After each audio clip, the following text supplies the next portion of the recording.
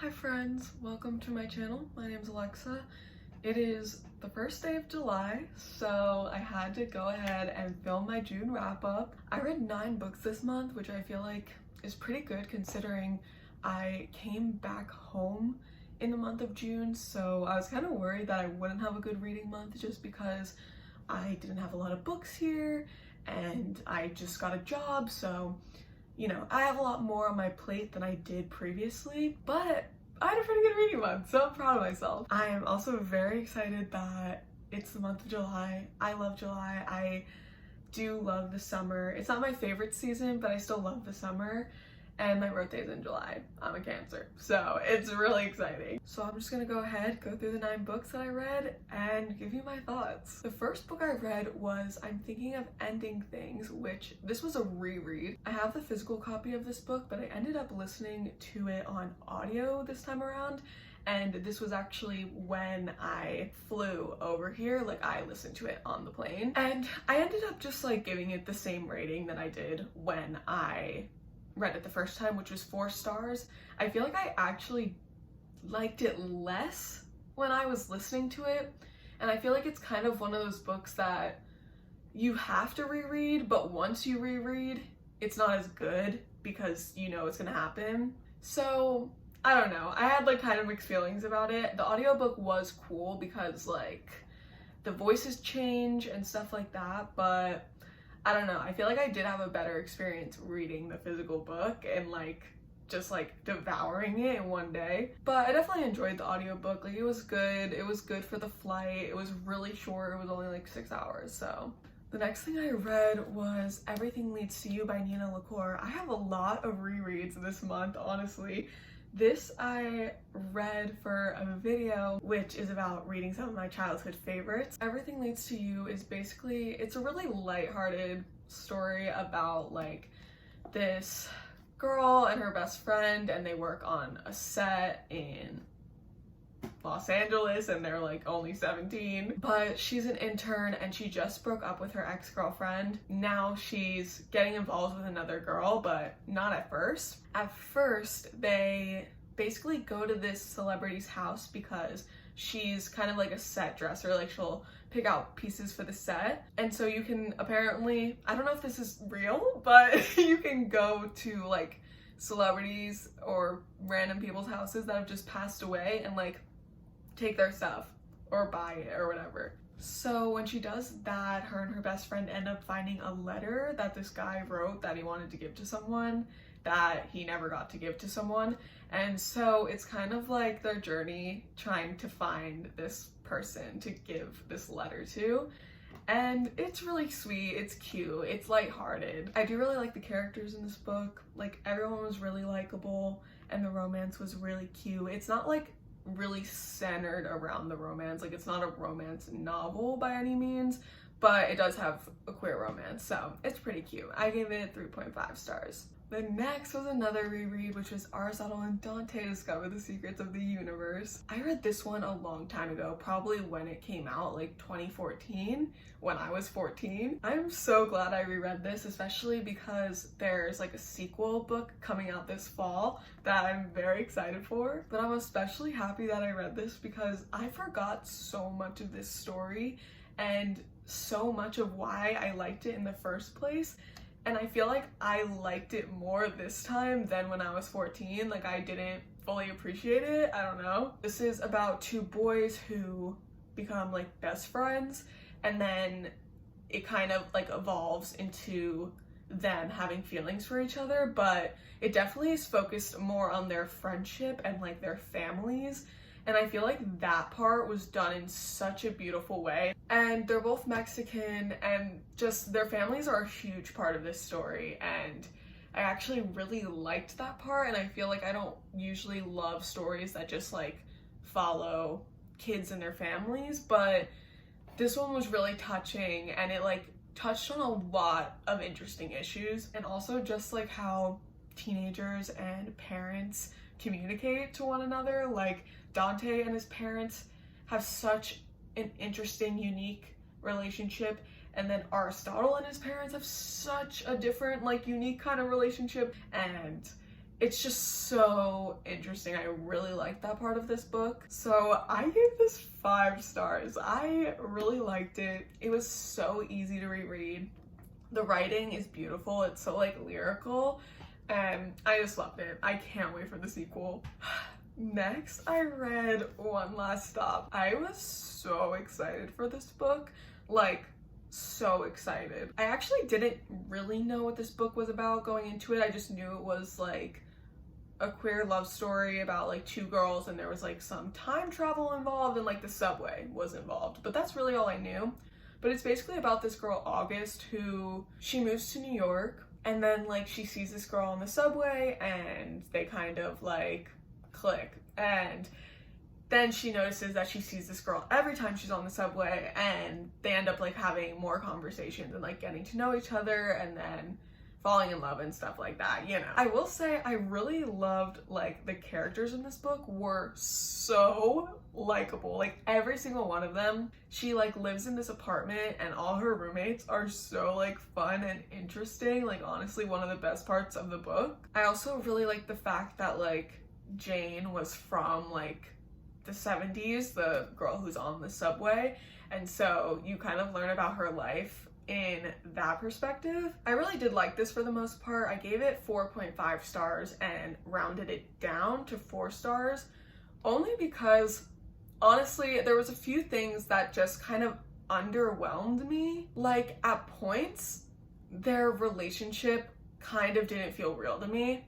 Like every once in a while I was like, do I believe their chemistry? And I mean, I think for the most part I could, like I did, and that part was good, but there were just like little parts that I was like, I don't know if I fully believe this. I also wasn't a huge fan of the whole time travel aspect. I just feel like the time travel thing wasn't executed in the best way, especially because it was like a made up thing that this author just like made up, so she got to make the rules. Like you knew it was gonna work out, so that aspect I just felt like kind of fell flat, honestly. And I didn't really love the ending. Like I liked the ending, but I didn't like the ending, you know what I mean? Like the overall ending, cool, good, whatever, I'm satisfied. Like I was satisfied with it, but like the very end I was like, okay.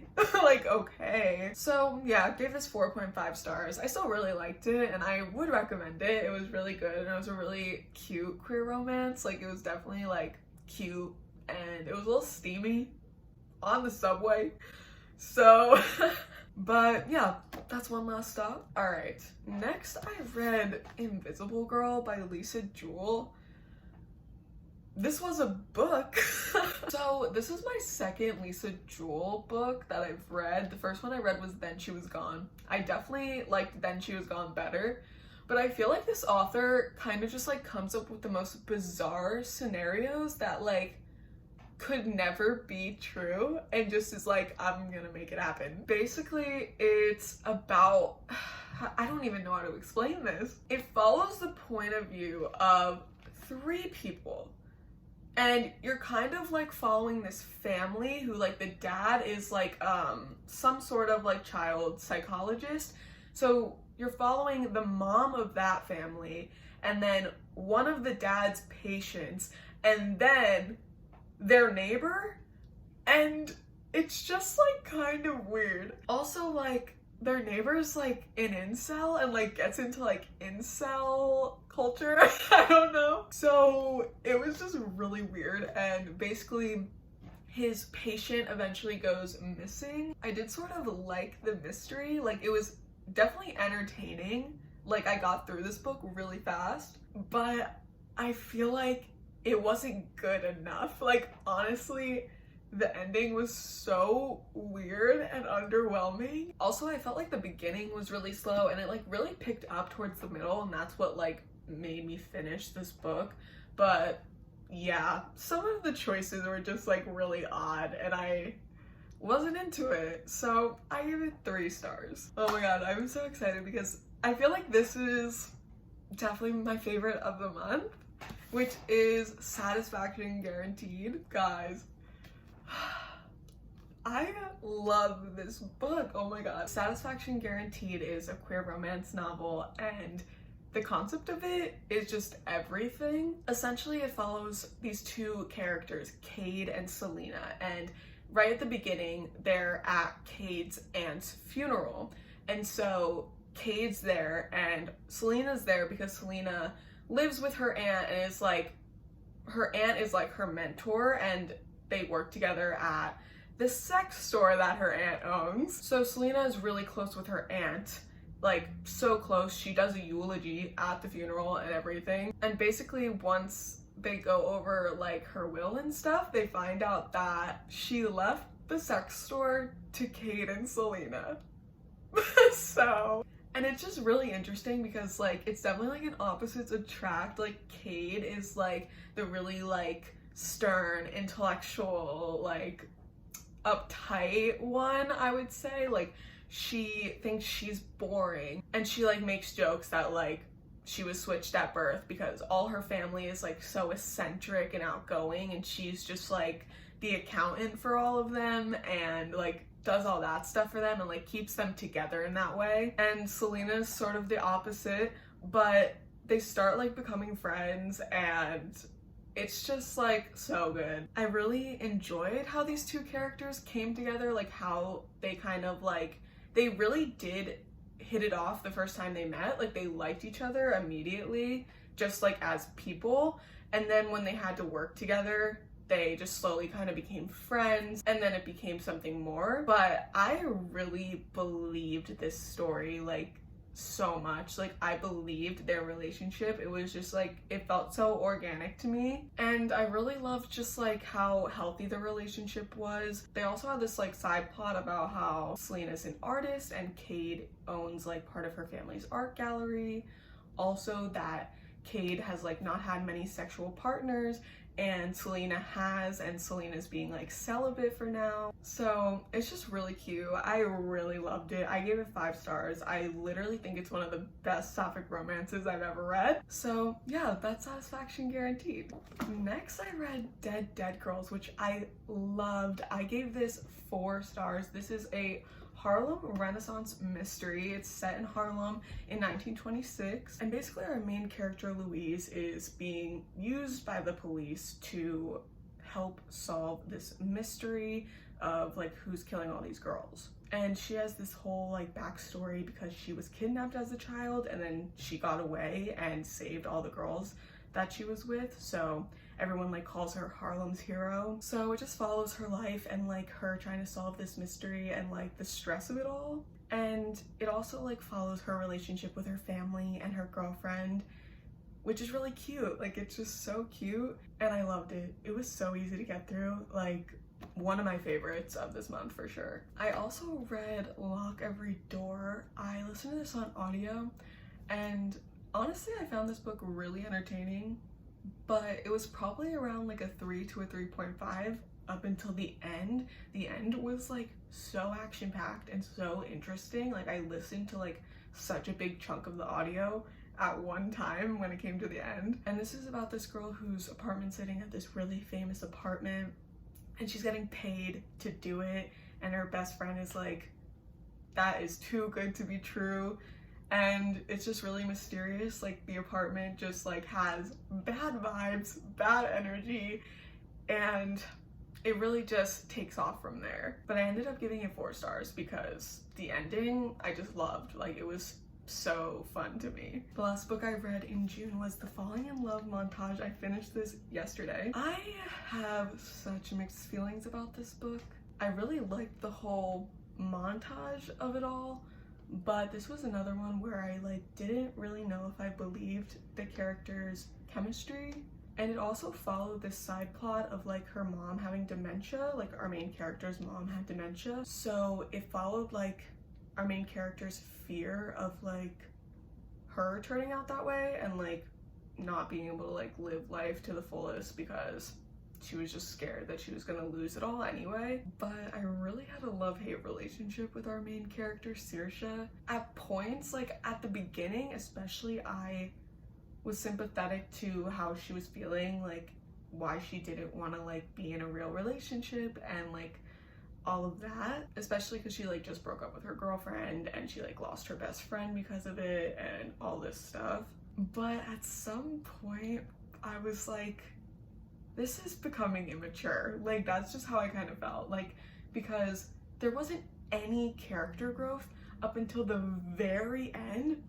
And there was like this one moment where her dad called her emotionally mature and I like had to laugh. Like, what? Like, she literally is so emotionally immature, like, which is fine, like, I get it, but like, it's just frustrating to read about. So there was like kind of a lot of angst, and I wasn't super into that. I don't like reading angst, but I did really like our other main character, Ruby. She was super cool and I really liked her a lot, and I did like the montage parts. I just felt like there wasn't enough of it. So overall I gave this 3.5 stars and I rounded it up to 4. I also literally hated the ending, so there's that. I feel like I'm so flexible when it comes to endings too. Like, for example, if y'all have read Wilder Girls, I feel like so many people hate that ending because it's like sort of an open ending, and I just didn't even really mind. Like, I usually really don't mind open kind of endings, but I hated this ending. I was so mad about it. I was like, can't you just give me what I want? Like, why can't I just have this one thing? It was still fun though. I'm glad I read it. Like, I am glad I read it and like got this love story. Like, I did highlight a lot. Like, there were really cute parts of it that I enjoyed. That is all I read in the month of June. Let me know if you've read any of these and what you read in June and what was your favorite thing you read in June and your least favorite thing you read in June. And I'll see you guys in my next video. Bye guys.